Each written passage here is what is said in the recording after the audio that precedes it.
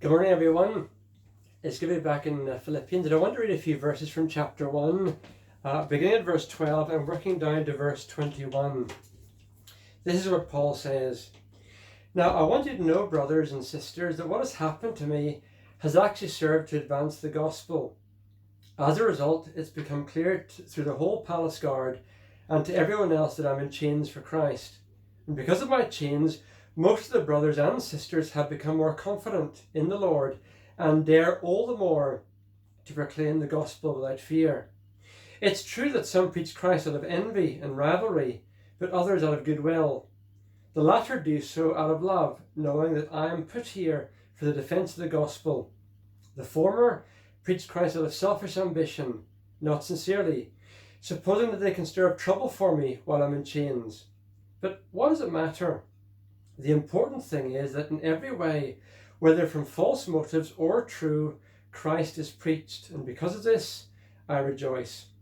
And yes, I will continue to rejoice, for I know that through your prayers and God's provision of the Spirit of Jesus Christ, what has happened to me will turn out for my deliverance. I eagerly expect and hope that I will be in no way ashamed, but will have sufficient courage, so that now, as always, Christ will be exalted in my body, whether by life or by death. For me, to live is Christ, and to die is gain. One of the biggest impacts I think that this virus has had for Christians is the fact that right now, across the UK, and in fact across much of Europe as well, churches have shut down. Now, lots are working hard to try to keep their congregations together through the internet, using live streaming and video work, etc., etc. And that's been a tremendous development. I've been with a church in Ayrshire who have been live streaming all this month and preaching to an iPhone, knowing that at the other end of the iPhone there are people who are listening and hopefully benefiting from what has been said. One of our glow workers on a phone call to me this week described this as a digital mission field. It's church being done in a slightly different way. But despite all those innovations and all the creativity which is being shown, there is one concern I think that lots of church leaders have and lots of church members have. And that concern is, what about all the people who we normally would be reaching with the gospel, but now we can't reach, at least not so easily? For after all, there are no kids clubs, there are no youth clubs running, no senior citizens meetings, Alpha courses have stopped, Christianity Explored courses have stopped as well. So what about all those people who are potential contacts of ours, but at the moment we just can't reach out to them? If you've been thinking about this past few weeks, it's the kind of question I think Paul himself was reflecting on too. Paul, after all, was a brilliant evangelist. He was somebody who could go to a new city, somewhere where the gospel had never been. He would talk to folk who had never heard the gospel. He would see them come to faith. He would disciple them, and churches would be established. And nothing seemed to stop Paul from fulfilling that mission field. Neither ill health, nor persecution, nor difficulties would hold back his missionary endeavors. But right now he's in prison. And despite all of his gifting, despite the anointing from God, despite the talents he had, frankly, right now he can do nothing. So what about all those people he could potentially be reaching, but now doesn't seem to be able to? How does he reconcile all of that? In fact, you would think that Paul wouldn't really begin to talk about evangelism here in Philippians 1, because it's such a sore subject with his prison confinement. But actually, evangelism is one of his major themes here in those verses we just read together, because Paul was able to step back from his present circumstances, the imprisonment, the discomfort of being there in jail, and he sees a different kind of a picture. He sees the bigger picture from God's point of view. Look at what it says in verse 12. What has happened to me being in jail, me being confined, not being able to continue my missionary journeys? It's actually being used to advance the gospel. Now, how does that work out? What is the big plan that God has behind everything else? Well, look at verse 13. Paul says, because of my imprisonment, the very fact that I am here in jail means that the whole palace guard knows that I'm in chains for Christ. Paul, as we saw last week, was imprisoned in Rome, probably in Rome. And the men who looked after him were part of the Praetorian Guard, the elite Roman guard who guarded the city of Rome as well as other key cities throughout the Roman Empire. And almost certainly Paul would have been chained day and night to soldiers. And he used that opportunity with this captive audience to share the good news of Jesus. Now, was that part of Paul's original missionary vision? I don't think so. Paul did have a strategy for mission. He went from one major urban center to another to proclaim the gospel, to disciple people, to plant churches, and then move on to the next location. Almost certainly when he began to think about his missionary journeys, being in prison wasn't part of his plan. But having recognized that God is still at work, and knowing that God is in control of this whole situation, Paul said, actually, God's plans have overridden my plans just now. And so I want to look for the context that God has given to me right now in this situation, in my imprisonment, and that was the soldiers. And because of his jail sentence, because he was in prison, now a whole group of prison guards, Roman soldiers, could hear the gospel because of that. It may well be that during this change of circumstance for us, with the lockdown, with the restrictions that are imposed on us, with our churches being closed, maybe the folk that we used to share the gospel with aren't the folk that God has for us right now. But it could be somebody else, somebody under our very noses. I actually had an experience like this very week. I was coming back from the office a couple of days ago, and as I parked the car in our street, there's one family just down the road there who I don't know particularly well. We've been living here for 7 years, and in 7 years I've never really had a proper conversation with the folk. But the woman in the house was out sweeping her driveway, so I went over to her and I said to her, how are you finding life with all these new restrictions that have been imposed upon us? And we began a chat. It was a brilliant conversation, talking about life, our experiences, what was happening just now. And then she said to me, the biggest frustration I have is this: I cannot go to Mass because all churches are closed. So I told her about the churches that I was going to, where I was preaching online, and she was surprised and excited by that. And as the conversation continued, we spoke about the importance of faith, particularly during times of crisis. And as I walked away from that conversation, having had at least 20-25 minutes talking to her, it struck me that if we didn't have the coronavirus crisis, if we weren't confined to home as we are with these current restrictions, I might never have had that conversation with her. What kind of conversations will God bring to your pathway?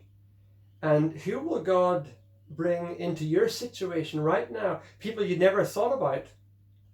Just make sure that you make the most of all those God appointments, because whatever plans or strategies we might have as churches, God has his own plan, and we need to be responsive towards it.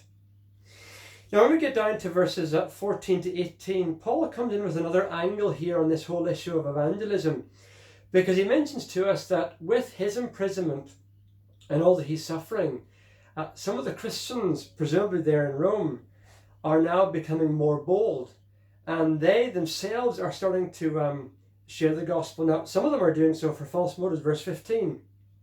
Their motives are very impure. They're trying to cause trouble for Paul. I think what's happening here is that there are some people in the church in Rome who are jealous about Paul. And now that he's in jail, they're thinking, if we can go out and do evangelism, then nobody will think of Paul. He'll be forgotten about. He can waste away there in jail, and we can continue to have the limelight here as the evangelists in the church. That must have been painful for Paul. Having said that, he's seeing the big picture, God's big picture, and he thinks to himself, does it really matter if their motives aren't exactly pure? Christ is being preached. People are hearing the good news. They're becoming Christians. And that's what really matters at the end of the day.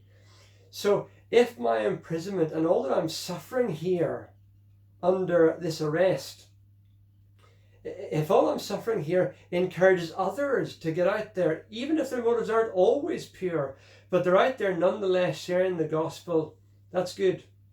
And because of that, I'll rejoice. Now, I find that really interesting because Paul, as I've already said, was a tremendous evangelist.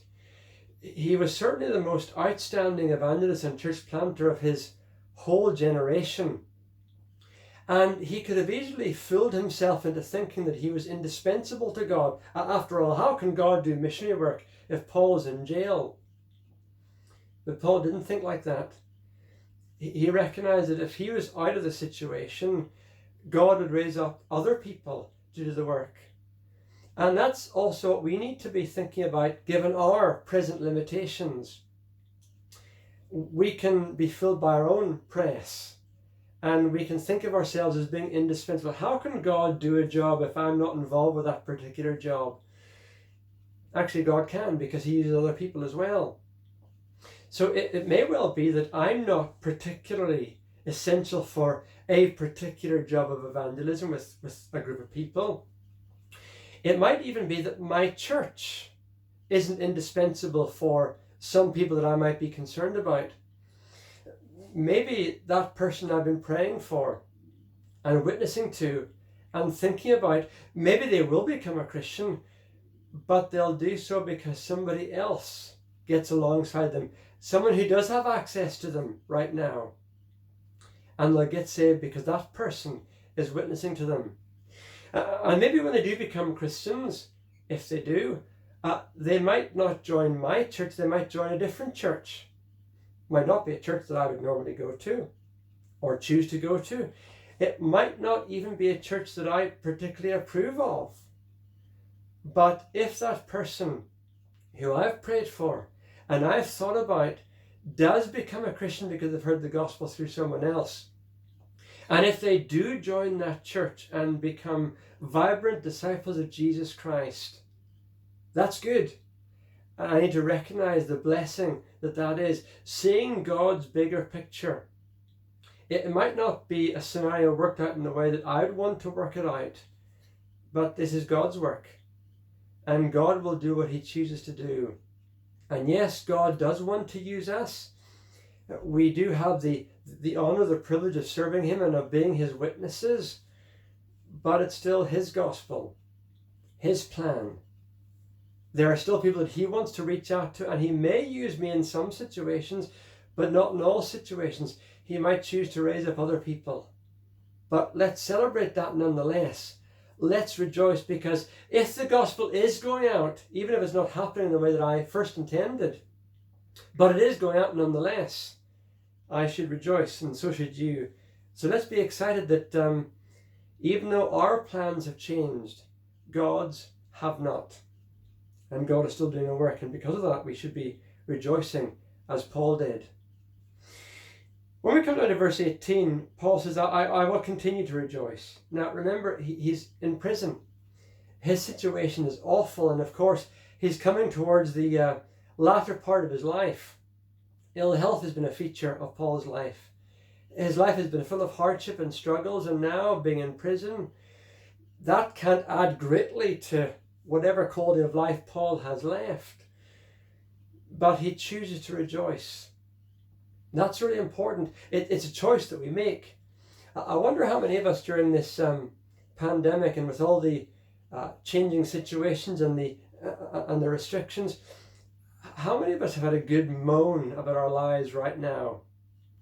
Moaning about queues outside supermarkets and only being able to go in one person at a time. Moaning about boredom because we can't be entertained quite so much as we used to be. Moaning because life is less convenient than it used to be.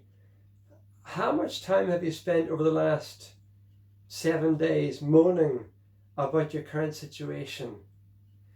Rejoicing is a choice. Let's choose, like Paul, despite our circumstances, to be people who do rejoice, who manifest the joy of Christ, whatever our circumstances. And look at verse 19. Paul said, I know that because of your prayers for me, and also God's provision of the Spirit, that all of this will turn out for my deliverance. Now, what does he mean by his deliverance? Is Paul expecting to be freed from prison, to be released? Well, I don't really think so, because when we come to chapter 2 and verse 17, Paul says, even now I'm being poured out like a drink offering. I think Paul is anticipating trial and then his execution. So what kind of deliverance is he thinking about here? Well, I think again Paul is stepping back from his immediate situation and he's seeing the big picture once more. In verse 20 he says, I hope I'll not be ashamed and I'll have sufficient courage. Well, courage for what? His situation is tough. He's currently in prison. He may or may not be set free. He might also lose his life. But whatever happens, he wants courage so that Christ will be exalted, in verse 20, in my body. That's his overriding desire. Whatever the future brings. If it's to be released and to continue a life of service that won't be easy, he wants to have courage to do that well. If it's to die, he wants courage to die well, so that through whatever circumstance, Christ is exalted in his body. Why? Well, look at verse 21. For me to live is Christ, and to die is gain. That is Paul's big motivation in life. For me to live is Christ, and to die is gain. And when you read down to verse 24 of that section, you can see an insight, an amazing insight into Paul's mental thought just now, his mental processes, his insights into how he's viewing his life. If I'm to go on living, well, I would like that on the one hand, because I can serve you, I can help other people. My life, which has been tough, my ministry, which has been full of difficulty, I can keep doing it because other people benefit. But then if I die, I can be with Jesus. All the suffering that I've experienced, not just right now in prison, but throughout my life, all the suffering I've experienced, all the hardship I've been through, it's over.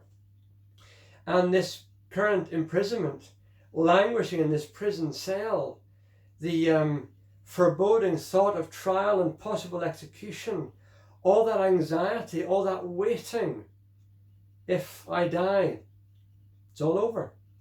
I'm with Christ. I'm in paradise. Now, what do I want? Do I want the joy of service and helping other people? Or the joy of being with Christ? Because although the process of dying is awful, what lies beyond death is paradise, and it's wonderful. I look forward to it. But what do I want to do? Paul is torn here. He's not sure what to choose. Death has its blessings with Christ. Life has its blessings. I can serve other people. I just don't know what to choose at this moment. I'll just leave it up to God. What I do want, however, is that whether life or death, Christ is exalted in my body. That's Paul's huge driving force. Now, I find that massively challenging. What is my driving force in life? And what is yours? Whatever the future holds, what do we want our life to be energized by? I think over the past few days we have seen both the best and worst of people. We witnessed, for example, people being selfish and panic buying in supermarkets so that other people go without. But we've also seen people do really good stuff. I stood on my doorstep with my family the other night, clapping, celebrating the work done by the NHS staff and all those folk who are involved in caring for people. That was a beautiful thing to be part of. It was actually quite emotional. And then thinking about all the thousands of folk who have volunteered to help the NHS in our society. I think this crisis has brought out the best and the worst in people. And as Christians, we have a big choice to make. What do we want our life to mean during this crisis? Paul had this great vision, this great motivation. His motivation is, verse 20, that Christ is exalted in his body. Now, how God chooses to exalt himself and exalt Christ in Paul's body, Paul doesn't yet know. But he's praying for courage. Praying that whatever the future holds, whether God's will for his life is further service, a release from imprisonment, and more years of really difficult, hard missionary toil that is a blessing to others, whether it's that or whether it's simply life coming to an end and being with Jesus and enjoying real face-to-face fellowship with Christ in God's paradise. Paul isn't sure what he chooses just now or what he would choose, but whatever is God's will for him, Christ being honored, being exalted, being glorified in his body. What about you? What's your driving force? It's a choice that we need to make right now, because whatever attitude we have towards God's will for our lives, whatever attitude we have towards the circumstances of our lives, the difficulties we will have to face, and the choice that we make as to how we'll face those challenges and work through them, the person we choose to be in the midst of those challenges, that will determine whether or not Christ really will be exalted in our lives. So, what is your driving force? I'm praying that for my life, and I pray the same for your life too, for all of our lives, as we think about the next few days, the next few weeks, the next few months, we will determine to be so focused on exalting Christ and honouring Christ through our bodies that we will face every challenge, every difficulty, every problem, every restriction, every conversation, every frustration, every hurt. We'll face it head on and think to ourselves, how can I glorify Christ in this situation? Let's make that our motivation, so that over the next few days and weeks and months, we will live lives that are genuinely, fully and completely Christ honouring. God bless and have a great week.